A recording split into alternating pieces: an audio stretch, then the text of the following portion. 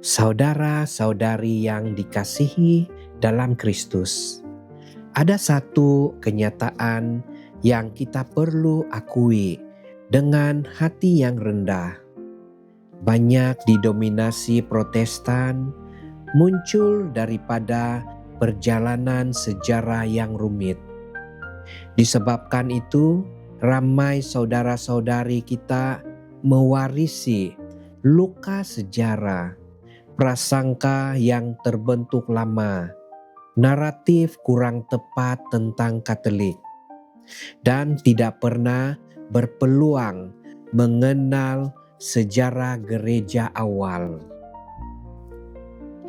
Mereka menolak Katolik karena ajaran yang diwarisi sejak kecil, ajaran yang membentuk persepsi mereka jauh sebelum sempat mendengar sejarah yang sebenar.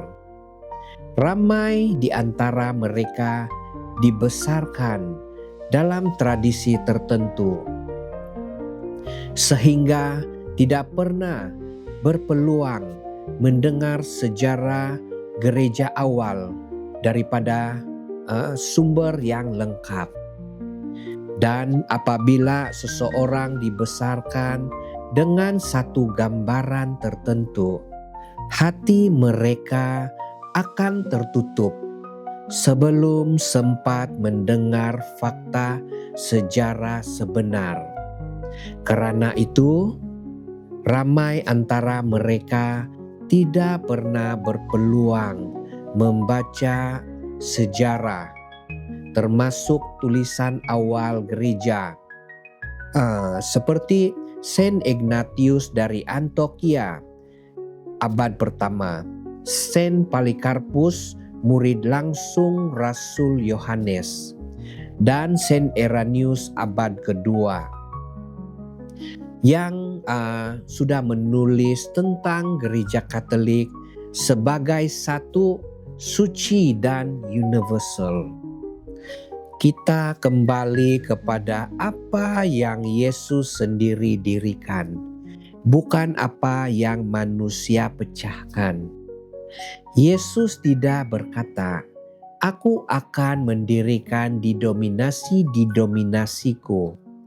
Dia berkata dengan jelas, Matius 16 ayat 18, "Engkau Petrus, dan di atas batu karang ini aku akan mendirikan gerejaku." Gereja itu sudah wujud sebelum Alkitab disatukan. Para rasul sudah merayakan Ekaristi, menjalankan sakramen, mewariskan tradisi, sementara kitab suci belum dibukukan. Alkitab lahir daripada gereja. 2 Tesalonika 2 ayat 15. Berpeganglah kepada ajaran yang kamu terima daripada kami, baik secara lisan maupun tulisan. Ini menunjukkan ajaran Rasul tidak datang hanya melalui tulisan, tetapi tradisi hidup gereja. Matius 16 ayat 19, Yesus menyerahkan hanya satu kunci kepada satu pemegang. Yesaya 22 ayat 22, kunci melambangkan kuasa tertinggi. Inilah gambaran jelas primacy Petrus yang diteruskan sepanjang sejarah gereja hingga kepada Paus hari ini. Menerima primacy ini bermaksud menerima cara Yesus sendiri memilih untuk memimpin gerejanya. Tentang Ekaristi, Yesus tidak berkata, "Inilah lambang tubuhku."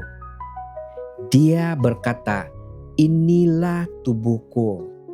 Karena itu, Paulus memberi amaran keras 1 Korintus 11 ayat 27 hingga 29. Hukuman tidak pernah dijatuhkan karena simbol. Ia berlaku hanya terhadap sesuatu yang benar-benar kudus. Ini menunjukkan bahwa jemaat awal tidak merayakan lambang, tetapi kehadiran nyata Kristus. Yesus juga memberikan kuasa mengampuni dosa kepada para rasul. Yohanes 20 ayat 23. Maka sakramen pengakuan bukan ciptaan manusia, tetapi rancangan Tuhan sendiri. Lukas 1 ayat 43. Elizabeth dipenuhi Roh Kudus, menyapa Maria, Ibu Tuhanku. Dan Lukas 1 ayat 48. Dan Maria sendiri bernubuat, segala keturunan akan menyebutku berbahagia. Menghormati Maria berarti mendengarkan Roh Kudus yang berbicara melalui kitab suci. Saudara-saudari terkasih, gereja tidak pernah menyembah patung atau orang kudus. Apa yang kita lakukan adalah menghormati tanda-tanda yang menuntun kita kepada Kristus. Sama seperti umat Israel menghormati tabut perjanjian, bukan karena kayu dan emasnya, tetapi karena kehadiran Tuhan yang bekerja melaluinya. Paulus menulis tentang mereka yang diselamatkan tetapi melalui api. 1 Korintus 3 ayat 15. Ini bukan surga, bukan neraka, tetapi pembersihan dalam kasih Tuhan. Apa yang gereja sebut pagateri. Yesus dan para rasul menggunakan kitab suci versi Septuaginta, yaitu 46 kitab perjanjian lama dan 27 kitab perjanjian baru, dan dibukukan oleh gereja Katolik. Kesemuanya mengandungi 73 kitab. Inilah akar kanon yang dikenali gereja. Saudara-saudari, apa yang saya sampaikan hari ini bukanlah cerita rekaan, tetapi fakta yang boleh disemak secara terbuka. Ramai tokoh Protestan yang telah menimbang ayat-ayat kitab suci dengan jujur, mengkaji sejarah gereja mula-mula, dan akhirnya menemukan bahwa ajaran yang dipegang Yesus dan para rasul sejak awal berada dalam gereja Katolik. Saya memberi sebahagian contohnya. 1. Richard John Newhouse. Beliau berasal dari latar belakang Lutheran, kemudian menerima Katolik pada 8 September 1990. Kisahnya boleh digunakan sebagai bukti. Artikel How I Became the Catholic I Was memuat narasi beliau sesuai untuk disebut sebagai bekas Lutheran yang kemudian masuk gereja Katolik. 2. Leonard Glenn, bekas pastor Lutheran selama 30 tahun sebelum menerima Katolik dan kemudian ditabiskan sebagai imam dalam gereja Katolik. Bukti dalam laporan media. Making the transition from Lutheran minister to Catholic priest. 3. Robert Jacobson, bekas Bishop Lutheran di Alberta, Kanada, kemudian menjadi Katolik dan ditabiskan sebagai imam.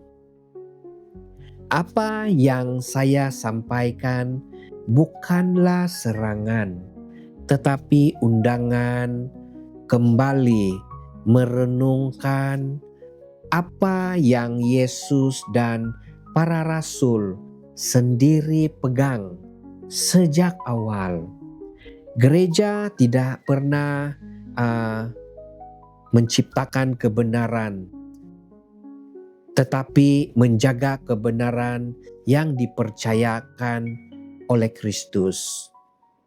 Saudara-saudari, jika kita benar-benar mahu mengikuti Alkitab, kita tidak dapat mengabaikan gereja yang Yesus sendiri dirikan.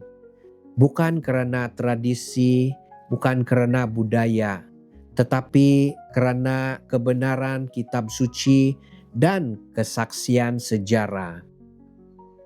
Saya percaya Roh Kudus sendiri mengetuk hati kita, mengajak kita kembali kepada kesatuan yang Yesus doakan.